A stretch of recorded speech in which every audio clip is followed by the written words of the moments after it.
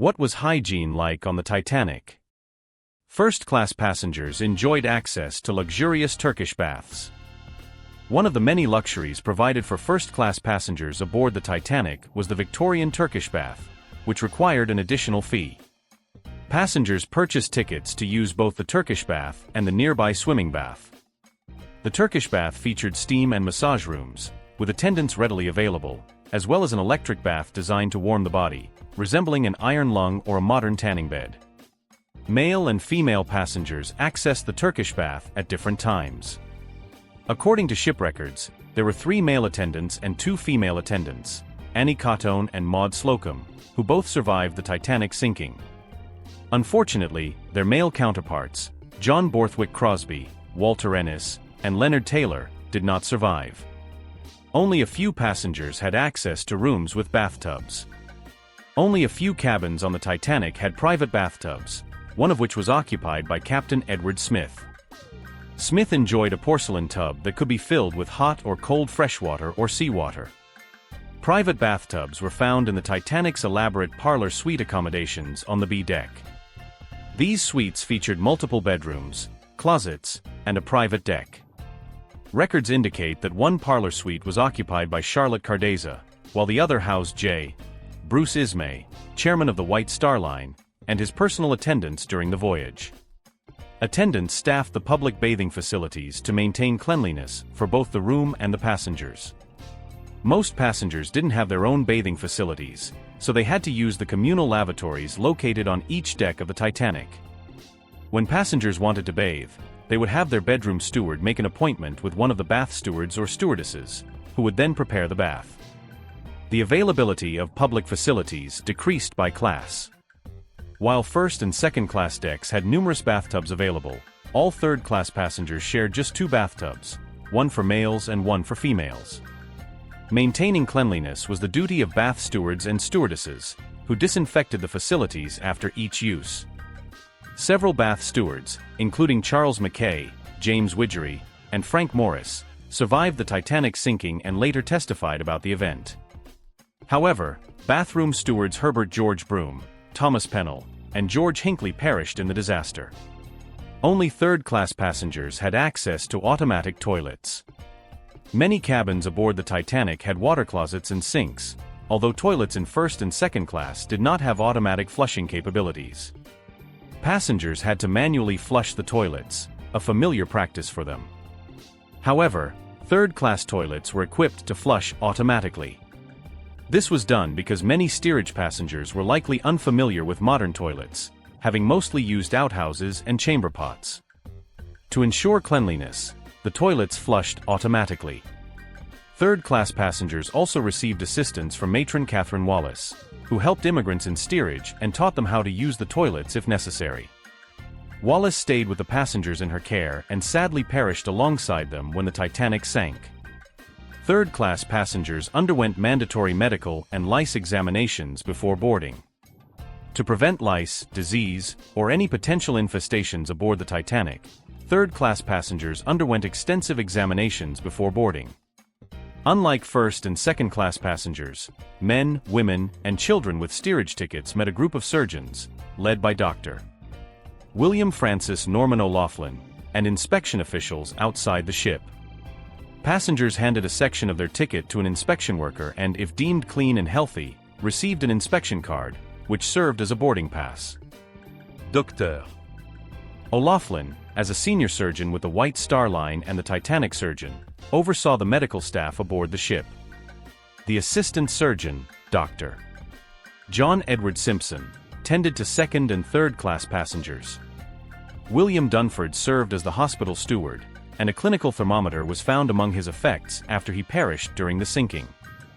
Stewardess Evelyn Marden acted as a nurse for first-class passengers, similar to Catherine Wallace's role as matron for third class. O'Loughlin and Simpson also performed health inspections on the crew, confirming to the Board of Trade Immigration Officer, Captain Maurice Harvey Clark, that they were healthy and ready for duty at sea. Public restrooms were located throughout the ship. The Titanic had numerous public restrooms equipped with stalls, commodes, and sinks for both men and women. Public restrooms designated for first-class passengers may have featured Venolia soap, similar to the facilities in first-class cabins. Venolia promoted its Otto toilet soap as the preferred choice aboard the Titanic, describing it as ideal for sensitive skin and delicate complexions, and highlighting it as the higher standard of toilet luxury and comfort at sea. Passengers brought personal maids and servants with them. While the Titanic had stewards and stewardesses to attend to passengers' needs, many first- and second-class travelers brought their own secretaries and servants along for the journey. These personal maids and assistants managed the daily dressing and grooming needs of their patrons, complementing the services provided on the ship. Servants were considered above regular crew members and were given silver-plated napkin rings, similar to those of their employers, but etched with the word servant. Despite their status, servants enjoyed some amenities, such as access to the barbershop. The Titanic had 2 barbershops, one for first-class passengers and one for second-class, that offered haircuts and washes in the afternoon and shaves at all other times. Stewards exercised and cleaned up after the dogs on board. First-class passengers aboard the Titanic were allowed to bring their dogs, with around 12 canines accompanying their owners on the ship. The Titanic had a kennel on the F deck where John Hutchinson and a team of stewards or bellboys cared for the animals. Smaller dogs may have spent their time in their owners' cabins. The dogs were walked daily along the poop deck, and their handlers were responsible for cleaning up after them. In addition to the dogs, the Titanic also had several roosters and hens, and a resident cat named Jenny. Jenny had given birth to a litter of kittens the week before the ship set sail. The roosters and hens belonged to passenger Ella Holmes White, who was bringing them from France to the United States. The Titanic employed numerous staff members to handle dirty dishes. Given that cutlery and cookware were made from the finest materials, careful cleaning was essential. The Titanic service included thousands of forks, spoons, and knives, along with bone china crockery adorned with gold leaf trim. Silver-plated napkin rings were used daily, alongside hundreds of dinner plates, bowls, saucers, and other items. While the exact methods for washing dishes and utensils on board the Titanic are not fully documented, the ship employed at least 5 plate stewards: Charles Edward Light, Frederick William Hopkins, Sidney George Hiscock, E. Hogue, and Frederick Humby, all of whom perished in the sinking. Plate stewards were responsible for tasks such as bussing tables and washing plates.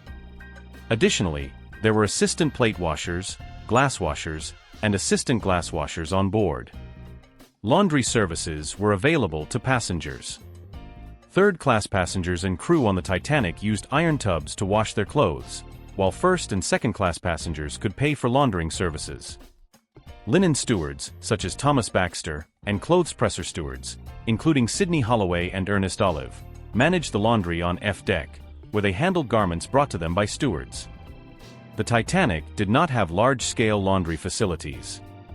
Thomas Baxter, the linen steward, was responsible for keeping the linen closets stocked with towels and sheets on each deck.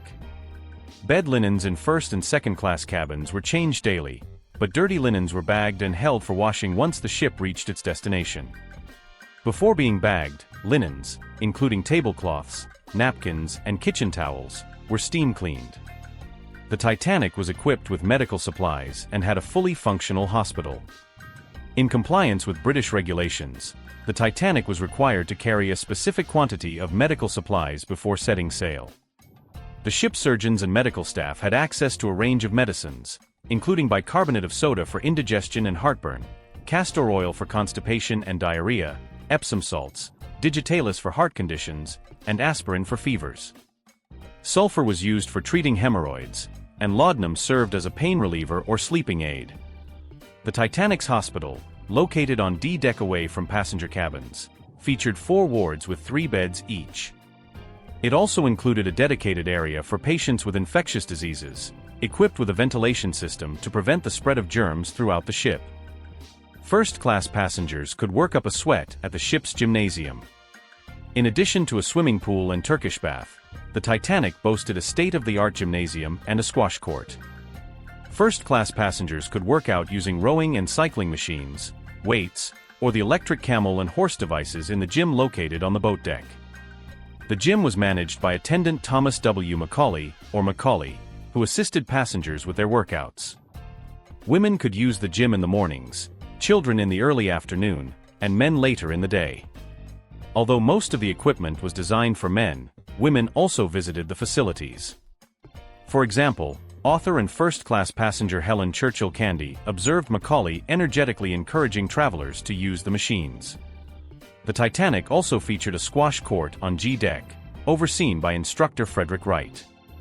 On the final day of the voyage, Archibald Grace noted meeting the professional racket player in a half-hour's warming up, preparing for a swim in the 6-foot-deep tank of salt water, heated to a refreshing temperature.